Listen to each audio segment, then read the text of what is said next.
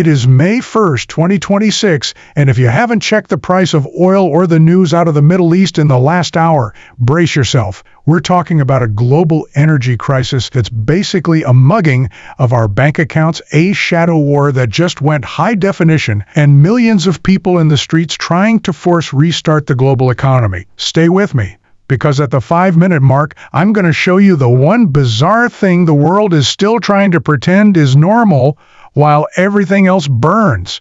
Let's get into it.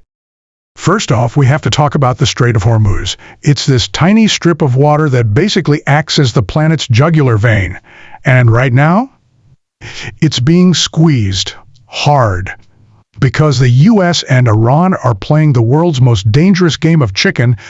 Shipping companies are basically saying, nope, not happening, and steering clear. The result? Oil just smashed past $120 a barrel. Seriously, 120. I remember when we thought 80 was a disaster. Now, we're entering the great walking era. Driving to the store is starting to feel like a luxury flex. The IEA is calling this the biggest energy security challenge in human history. We are facing the biggest energy security threat in the history. I just call it a total mess. If this blockade doesn't break soon, your summer travel plans aren't just canceled, they're extinct. But here is the spicy part. The mainstream news is totally dancing around. The UAE, one of the biggest heavyweights in the oil world, basically just ghosted OPEC. They're done. They walked out of the room and left the door swinging. This is the part they don't want you to think about. It's like the star player of a team quitting in the middle of the finals. They're pivoting to their own future. But for the rest of us, it means zero stability. We're seeing countries like Germany and Japan literally telling people to stay home and chill. Not because of a lockdown, but because the buses literally can't afford the fuel to keep running. If you thought 2022 was a headache, 2026 is a full-blown fever dream. And because everything has become stupid expensive, today's May Day protests aren't just parades and flags. This is the total economic blackout. The vibe in the streets from New York to Paris is basically, if we can't afford to eat, we're not gonna work. People are refusing to spend a single dollar today as a middle finger to the system. They're watching billions of dollars go into a war in the Gulf while a loaf of bread starts to cost as much as a new pair of shoes. It's getting raw out there. I've seen footage from the protests today that looks straight out of a dystopian movie. People are realized that if they stop moving, the machine stops breathing.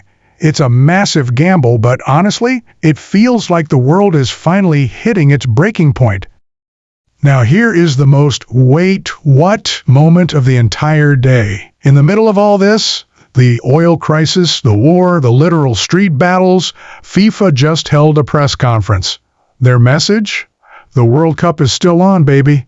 They've confirmed that Iran, the country the U.S. is currently in a standoff with, is still coming to America to play football in a few weeks. Can you imagine the vibe? Hey, sorry about the naval blockade and the $120 soil, but anyway, nice goal. They're calling it sporting diplomacy, but it honestly feels like the world is on fire and FIFA is just handing out marshmallows and telling us to enjoy the show. It is peak 2026 absurdity. So, that's where we're at. A war with no end date, gas prices that make you want to cry, and a global strike that could actually change the rules of the game. But I want to hear from you. Are you seeing these blackout protests in your city? Are you participating? Or are you just trying to navigate this chaos? And seriously, do you think a World Cup actually happens while the world is this broken? Drop a comment below. I'm going to be responding to the best takes for the next hour.